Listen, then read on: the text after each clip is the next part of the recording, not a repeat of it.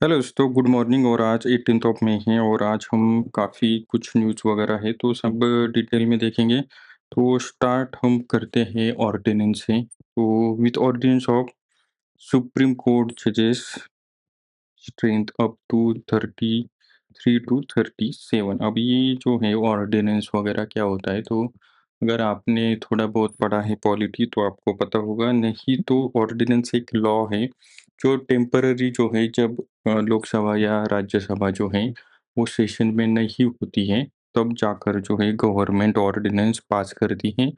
और वो लगभग 6 मंथ तक जो है वो चलता है।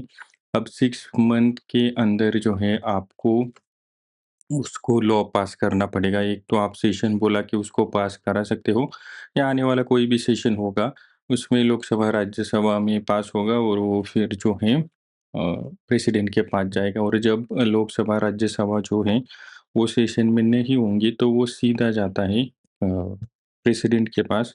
तो यहाँ पर आप देख सकते हैं president Droupadi Murmu has promulgated ordinance which will be taken up to parliament when it convenes। Okay, तो ये जो सबसे इम्पोर्टेंट बात ऑर्डिनेंस तो यहाँ पर न्यूज़ में है, लेकिन उसके साथ साथ जो जुडिशरी में जो डिले हो रहा है तो उसके बारे में भी है, तो वो भी हमें देखना पड़ेगा।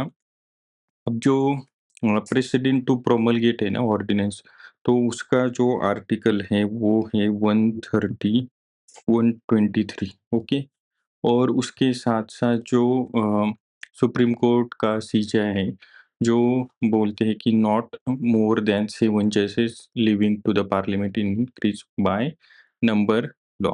ओके, तो ये जो लॉ है वो आप कब पास कर सकते हो, या फिर ऑर्डिनेंस का गलत भी इस्तेमाल किस तरह से होता है, ये आपने देखा होगा। तो जब भी गवर्नमेंट को लगता है कि कुछ ऐसी इमीडिएट चीज़ है जिसके ऊपर लॉ बनना चाहिए, तो उसके ऊपर जो है लॉ बना सकते हैं, लेकिन इसका मिसयूज़ जो है वो भी ज़्यादा होता है। अभी इस केस में तो ऐसा कुछ दिखाई नहीं दे रहा है, लेकिन ये जो नंबर है ना, ये नंबर काफ़ी कम है। अगर आप हमारे कंट्री की जो भी पॉपुलेशन देखते हो, तो हमारे पास 140 करोड़ लोग हैं और हमारे पास जजेस कितने हैं देख लो। तो सुप्रीम कोर्ट में सिर्फ़ 37 जजेस हैं। ओके, अभी हो जाएँगे मतलब। तो ये नंबर कम से कम 140 तो होना चाहिए। और जितना जुडिशरी में डिले होता है ना, लोगों का जस्टिस में से विश्वास जो है वो खत्म होता है। और वो आपको देखने को मिलेगा, अगर आप आपके आस-पास कोई अगर जा रहा है कोर्ट, कोई भी केस चल रही है उसकी, क्रिमिनल हो, सिविल हो, उसको एक बार से ऐसे ही पूछ लेना आप, वो आपको बता देगा कि क्या होता है एक्चुअल में। ओके, तो 93,000 केसेस जो है ना वो पेंडिंग है। और कि कोविड की वजह से भी जो है इन्होंने ई-फाइलिंग वगैरह स्टार्ट तो की है, पर लेकिन वो अभी तक सारे कोर्ट्स में नहीं जा रही है। अभी तो सुप्रीम कोर्ट, हाई कोर्ट या डिस्ट्रिक्ट कोर्ट में जो है वो अभी ई-फाइलिंग हो रही है। लेकिन उसके साथ-साथ जो भी तहसील लेवल के डिस्ट्रिक्ट लेवल के कुछ जो कोर्स है वहाँ पर जो है ये अभी स्टार्ट हुआ है, तो टाइम लगेगा। और इससे थोड़ा-सा जो है फास्ट प्रोसेस हो सकती है। और फास्ट प्रोसेस तभी होगी जब आप जो है जजेस की संख्या बढ़ाएँगे, उसके बिना आप ये कर ही नहीं सकते। एक जज कितने केसेस लेगा और कितने केसेस वो जो है स्टडी करके उसका कुछ ना कुछ सॉल्यूशन जिसका वर्डिक्ट देगा, या कुछ भी उसका जो भी होता है, तो उसके लिए सबसे ज़्यादा है ज़रूरत नंबर की। और ये नंबर काफ़ी कम है। जितना पॉपुलेशन और जितनी जो केसेस हैं वो हमारे यहाँ पर आती है, तो उसके अनुसार ना बहुत सारे जजेस होने चाहिए, तो ये एक अच्छी बात है। तो जो दूसरी न्यूज़ है वो है जो नीदरलैंड्स का बाय रिलेशंस रिलेशंस में आता है। तो ये जो इंडिया और नीदरलैंड का बायलैटरल रिलेशंस हैं, तो उस पर हम बात करेंगे। तो अभी जो पीएम ने वहाँ पर जो है विज़िट की है, तो उसकी वजह से ये सारी चीज़ें आपको सामने देखने को मिलेगी। अब यहाँ पर आपको क्या-क्या पता होना चाहिए। तो हमने लगभग जो है 17 एमओयू जो हैं वो साइन किए हैं, ओके?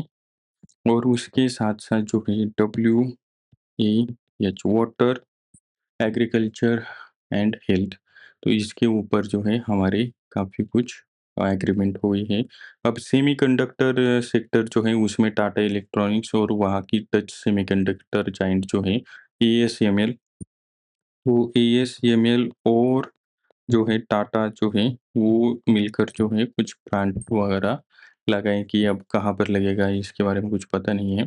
तो बाकी के renewable energy, critical mineral, sustainable mobility वगैरह के ऊपर जो है ये सारी चीज़ें अब देखने को हमें अगले अभी कब होगा इसका तो कुछ पता नहीं है।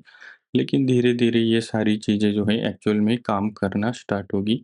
अ, उसके साथ-साथ जो है अब हमारा और उनका क्या रिलेशंस वगैरह हैं, तो वो भी हम जानेंगे। तो अगर आपको नॉर्डिक जो देश हैं, वो आपको अगर देखने हैं, तो आप यहाँ से ऊपर देख सकते हो। लाइक जो भी देश है Norway, Sweden, Finland, Iceland and Denmark. तो आप यहाँ पर देख सकते हो कि डेनमार्क, नॉर्वे, सॉरी, ओके, यहाँ पर है Denmark, Norway, Sweden, Finland, okay? और उसके साथ-साथ जो है फ़िनलैंड, आइसलैंड भी यहाँ पर आता है और आइसलैंड यहाँ पर है। तो ये सारी कंट्रीज़ को जो है बोला जाता है कि नॉर्डिक नेशंस, ये 5 नेशंस है। ये बात आप याद रखो। यहाँ पर अब क्या होगा, एनर्जी सिक्योरिटी के ऊपर बात हुई है, ग्रीन टेक्नोलॉजी, जो ग्रीन हाइड्रोजन और इलेक्ट्रिक मोबिलिटी है, जो गाड़ियाँ वगैरह आती है, तो उसके ऊपर भी जो है कुछ एग्रीमेंट होंगे।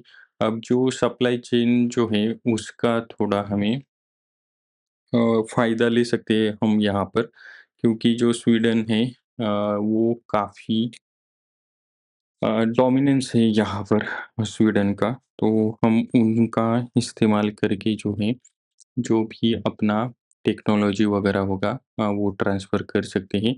और ये मरीन टाइम जो कॉर्पोरेशन है ना, ये भी काफ़ी इम्पोर्टेंट है। तो स्ट्रेट ऑफ हार्मुज़ का जो अभी चेक पॉइंट हो रहा है ना, उसके वजह से ये सारे देश जो हैं हमारे लिए काफ़ी इम्पोर्टेंट बने हुए हैं। तो ये बात याद रखो। अब यहाँ पर जो है ना फिश बाय बास्केट, यहाँ ये न्यूज़ ना थोड़ा-सा प्रीलिम्स के लिए इम्पोर्टेंट है, ये देख लो कि people catching fish with willow wicker basket during the festival at Panzath Nag in Kulgam, Kashmir. तो ये जो चीज़ है ना, ये कौन-सा जो है ना पेंचात नाग है, तो ये ठीक से देखो।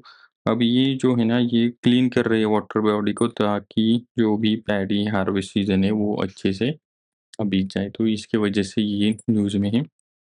ये देख लो, बाकी आपको कुछ देखने की ज़रूरत नहीं है। अब ये जो इबोला आउटब्रेक इन कांगो जो है is a global emergency says WHO। अब ये कांगो कहाँ पर है?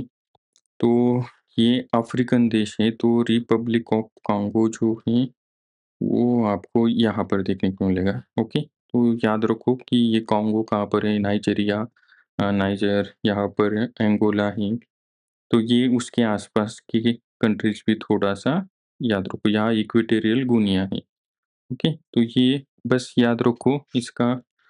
थोड़ा-सा ना मैं मैप्स आपको इसलिए दिखाता हूँ कि ऐसा कोई भी जो देश है उसके रिलेटेड न्यूज़ अगर आती है, तो आपको वो दिमाग में जो है ना मैप में दिखना चाहिए कि एक्चुअल में वो कहाँ पर है। एकदम एग्ज़ैक्ट नहीं देख सकते, कोई बात नहीं। अगर अब मैंने आपको बोला कि नॉर्डिक कंट्रीज़ कौन-सी है, तो आपको वो 5 कंट्रीज़ और उनका लोकेशन जो है, वो एक थोड़ा-सा आपको पता होना चाहिए। तो उसके लिए ये सारी चीज़ें जो है, वो याद रखो। ओके? अ, उसके बाद जो है अब news,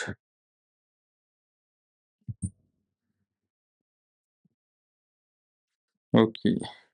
One horse races are no trump for democracy, तो farmer election commission of India and former union finance secretary क्या बात कर रहे हैं, तो 40% ऑफ मार्केट शेयर जो है वो कैप्चर हुआ है industrialist whose company was doing exceptionally well India के since the inception they capture 40% of market when asked having reached thus for pursue big challenge to going forward। Okay, तो ये article ना हमारे कुछ ज़्यादा काम का नहीं है, फिर भी अगर आपको देखना है तो देख सकते हो। Okay, improve export competitiveness in terms of cost and equality, तो इसकी काफ़ी ज़रूरत है। इकोनॉमिक पॉइंट ऑफ व्यू से ठीक है। इसमें कुछ ज़्यादा डाटा वगैरह नहीं है, तो ये देखने का ज़रूरत नहीं है। अब ये जो Oslo summit must mark India's northern trend, तो इसके बारे में हमने ऑलरेडी अभी जो बात की ना वही है। इसके अलावा जो है कुछ ज़्यादा आपको यहाँ पर देखने को नहीं मिलेगा, और ज़्यादा न्यूज़ भी मत चेक किया करो, उसका ज़रूरत नहीं है। हर एक न्यूज़ के बारे में पता होना भी ज़रूरत नहीं है। Voting patterns of government employees in recent elections, तो इसकी भी हमें ज़रूरत नहीं है। ओके, तो India US China and search for stability, तो ये जो अभी रिसेंट विजिट हुआ था ट्रम्प का चाइना में, तो उसका मैंने पहले ही बोला था कि ये लोग बात करेंगे लेकिन कुछ फर्म जो है कुछ डिसीजन नहीं लेंगे, क्योंकि इतने कॉम्प्लिकेटेड है ना ये दोनों कंट्रीज। तो इनका जो टसल वॉर है ना, तो आप इसको टसल बोल सकते हैं, ये हमेशा चलता रहता है। और अ, जो चाइना है ना, चाइना ने एक स्टेटमेंट जो है वो रिलीज किया था कि हम हमारे पास अगर बिलियन डॉलर है कुछ, तो वो हम हमारे कंट्री के डेवलपमेंट के लिए यूज़ करेंगे, ना कि वॉर के लिए। तो ये यूएस ने बात समझ आनी चाहिए कि ये क्या कर रहा है। तो ये आप आर्टिकल आईआर वाले स्टूडेंट जो होंगे वो पढ़ लो। The predictability of pandemic, how your keyboard is telling the soul of language, तो इसकी ज़रूरत नहीं है अभी। India Netherlands upgrade bilateral ties sign 17 pacts, तो जो फर्स्ट न्यूज़ था उसमें ही मैंने सारे आपको जो भी टाइज वगैरह या जो एग्रीमेंट हुए ना उसके बारे में हमने ऑलरेडी बात की है। अभी उसका ही थोड़ा-सा ये डिटेल में है, लेकिन वहाँ पर ये जो था ना वाटर वगैरह, तो ये दोनों न्यूज़ बोलकर ही मैंने आपको वो पहला ही बता दिया है। ओके, तो उसके बाद जो है Nicobar project is recipe for ecological disaster, और ये काफ़ी, ये जो जयराम रमेश है ना, ये एनवायरनमेंट मिनिस्टर थे। शायद क्या कब थे ये नहीं पता मुझे, लेकिन वो थे। आई थिंक बहुत टाइम हो गया है उसको। लेकिन ये क्यों है डिज़ास्टर हो सकता है ना, तो वो भी हम देखेंगे। अगर आपने ये चीज़ें पढ़ी नहीं है पूरा निकोबार का, मैंने एक जो है न्यूज़ के ऊपर थोड़ा आर्टिकल बोला था, तो वो पढ़ लेना। स्ट्रैटेजिक अगर आर्गुमेंट होती है ना, तो ये प्रोजेक्ट जो है हमारे लिए इंडो पैसिफिक रीजन जो है उसके लिए जो है काफ़ी इम्पोर्टेंट है, ऐसा हमें लगता है। ओके, तो ये यहाँ पर जो है गवर्नमेंट का ऐसा मतलब जो है सिंगापुर से यहाँ पर जो है ना ये, तो यहाँ से शिप्स आते हैं मलाक्का स्ट्रेट से। ओके, तो सिंगापुर यहाँ पर हब बना हुआ है। तो सिंगापुर हब इसलिए बना हुआ है क्योंकि आप यहाँ पर सिंगापुर का लोकेशन देखो, और अंडमान और निकोबार जो भी आइलैंड्स हैं, तो उनका लोकेशन आप यहाँ पर देख सकते हो। तो कोई भी शिप अगर यहाँ से आता है तो वो जो है अंडमान पर रुकेगा, ऐसा बिल्कुल भी मुझे नहीं लग रहा। क्योंकि यहाँ पर ऑलरेडी बहुत सारी जो डेवलपमेंट है, जितने इश्यूज़ होते हैं और उसके लिए जो टेक्निकल पर्सन्स लगते हैं, टेक्निकल कंपनीज़ लगती है ना, तो अगर कुछ भी शिप्स हैं, उसमें कुछ भी प्रॉब्लम्स आते हैं या फिर रिफिलिंग के लिए वहाँ पर जाते हैं, उसके साथ-साथ वहाँ से वो खाना लेते हैं, तो ये सारा जो बाकी का जो बिज़नेस है ना, वो सिंगापुर को मिलता है, सिंगापुर, मलेशिया, जहाँ पर भी ये रुकेंगे।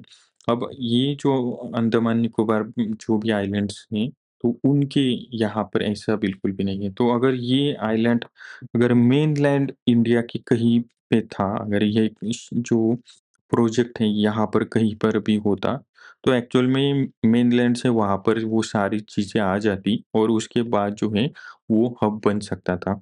अब अगर हम ऐसा बात करते हैं कि वहाँ से हमें बिज़नेस मिलेगा, बहुत सारे शिप्स वहाँ पर रुकेंगी, लेकिन वहाँ पर ले जाने के लिए अगर हमारे पास ऑयल का अगर हम वहाँ पर डिपो बनाते हैं, तो ऑयल जो भी होगा पेट्रोल, डीज़ल जो भी लगता है, वो अगर हम लेकर जाना है तो हमें ऑलरेडी उसको यहाँ से अंडमान तक लेकर जाना पड़ेगा शिप में और उसके बाद बेचेंगे, तो उसका कुछ जो है ना इतना ज़्यादा रिलेवेंस नहीं लगता है। अब इकोलॉजिकल पॉइंट से ना तो ये डिज़ास्टर ही होगा। ओके, तो ये बहुत ही टेरिफिक बात है। वहाँ पर जो भी ट्राइब रह रही है ना, वो मोस्टली जो है अगले 4-5 साल में जो है ख़त्म होगी। वहाँ पर लगभग 60,000 लोगों को बिठा मतलब वहाँ पर जाएँगे ये सारी चीज़ें करने के लिए। तो ये जो लोग हैं, वो ऑलरेडी उनके लिए थ्रेट हैं। वहाँ पे ऑलरेडी हम अगर चाहते हैं ना तो आपको वहाँ पर लेकर नहीं जाया जाएगा। यहाँ पर वो रिस्ट्रिक्टेड एरिया है, वहाँ पर कोई नहीं जाता। लेकिन इतने सारे लोग अगर आइलैंड पर प्रेज़ेंट हैं, तो वो काफ़ी जो है डिज़ास्टर बनेगा और वो हमें पता चलेगा ही। तो ये कौन बोल रहा है इससे इम्पोर्टेंट ये जो है ना एनवायरनमेंट मिनिस्टर थे तो उनका थोड़ा-सा हमें बात देखनी चाहिए।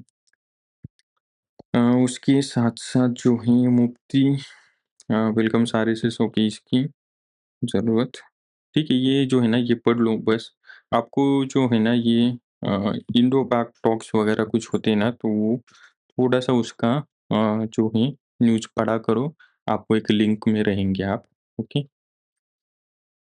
उसके साथ ना एक फर्स्ट पेज पे और एक न्यूज़ थी और वो थी ओएमएस सिस्टम के ऊपर। तो अगर आपको ओएमएस सिस्टम क्या है, तो वो मैं अभी बताता हूँ। तो जो ओएमएस सिस्टम है ना, वो अब शायद जो है 12th के लिए जो स्टूडेंट होंगे ना, उनके लिए ये यूज़ की जाएगी। अब होगा ये कि आपका जो फिज़िकल पेपर है, उसको स्कैन करके जो है उसका डिजिटल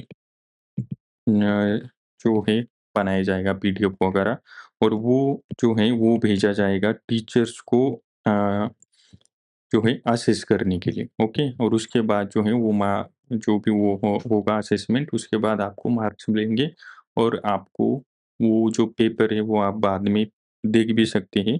उसके लिए वो काफ़ी ईज़ी होगा, ऐसा इनका कहना है।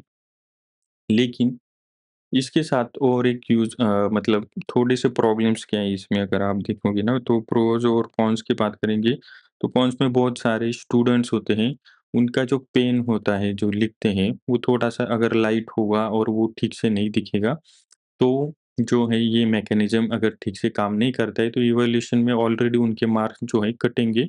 तो ये बात जो है गवर्नमेंट को या फिर जो भी यहाँ पर ओएमई सिस्टम चला रहेगी, ये 12th का जो एग्ज़ाम है यूनियन एजुकेशन मिनिस्ट्री और सीबीएसई बोर्ड का ये थोड़ा इन लोगों ने ये सारी चीज़ों को के ऊपर ऑलरेडी पहले काम करना चाहिए और उसके बाद ही जो है ये रिवैल्यूएशन का सिस्टम वगैरह जो है वो थोड़ा ईज़ी हो सकता है क्योंकि अगर आपके पास पीडीएफ है और रिवैल्यूएट के लिए डालते हो, तो झट से आपको एक पीडीएफ भेजा जाएगा आपकी ईमेल एड्रेस पर या कोई भी और आप वहाँ पर अपना पेपर जो है चेक कर सकते हैं कौन से क्वेश्चन को कितने मार्क्स वगैरह मिले हैं। तो ये 12th के बच्चों के लिए काफ़ी इम्पोर्टेंट है।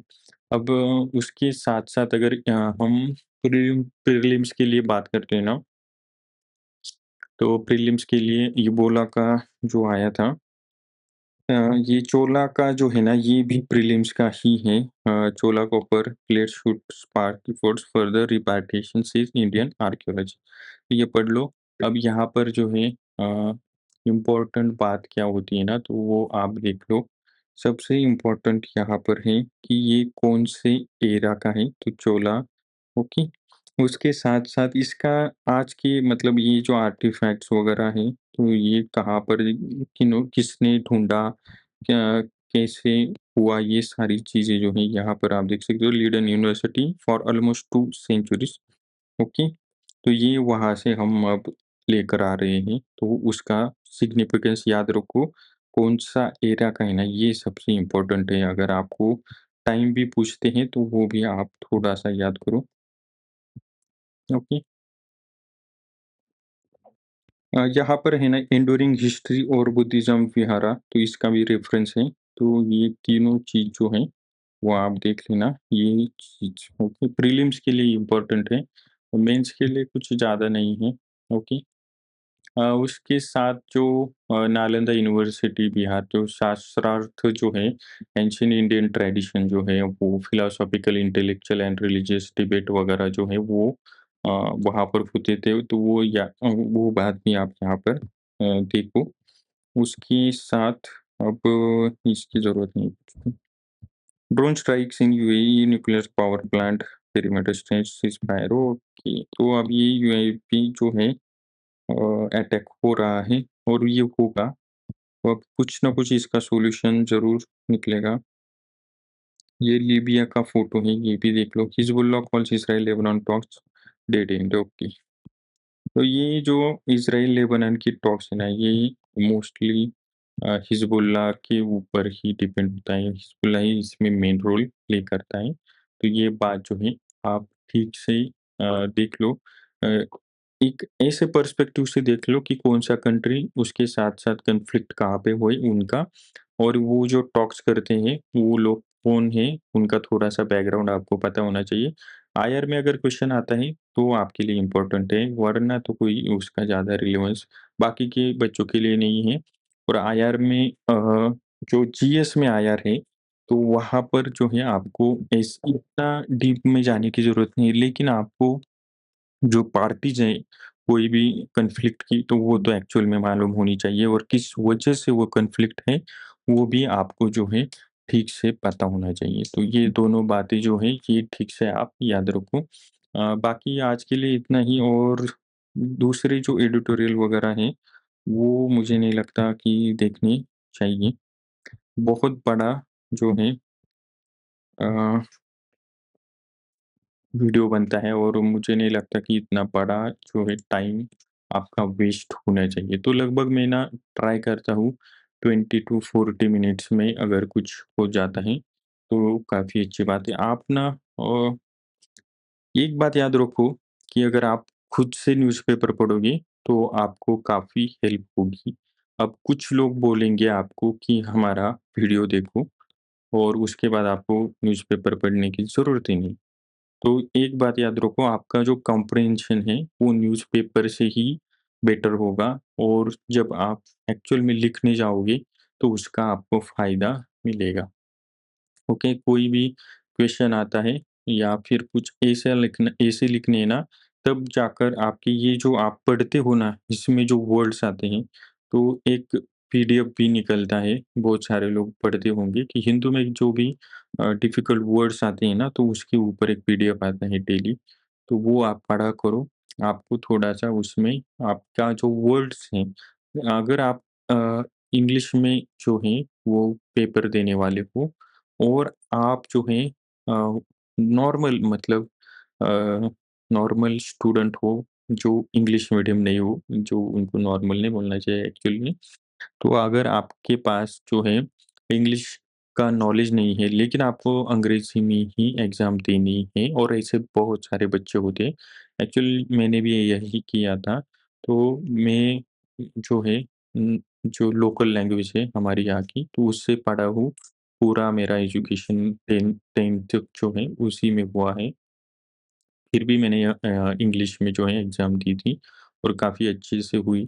तो ऐसा बिल्कुल भी मत समझना कि अगर आपका जो लैंग्वेज प्रॉब्लम है ना, वो काफ़ी बड़ा हो सकता है, तो वो ऐसा नहीं होगा। अगर आप 1 साल आराम से देते हो ना, तो इंग्लिश काफ़ी अच्छी हो सकती है। तो और जो हिंदी में देने वाले हैं, उनके लिए तो कोई दिक्कत नहीं है। आप बस वीडियो सुनोगे भी ना, तो भी आपको तो वैसे भी वो हिंदी में ही लिखना है। तो वीडियो में आप जो भी सुनते हो, उससे भी काम चल जाएगा। और मैंने हिंदी के न्यूज़पेपर मैंने देखे, उसका इतना क्वालिटी नहीं है जितना हिंदू का है।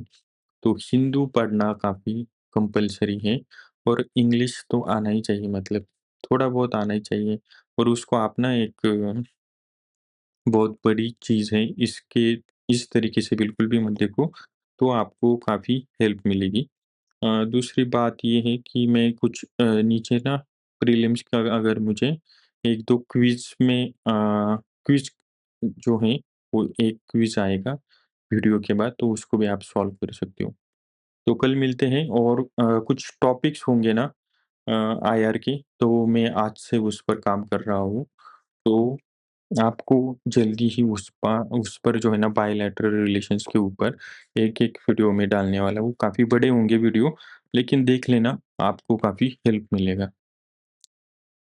चलो, पढ़ाई करना।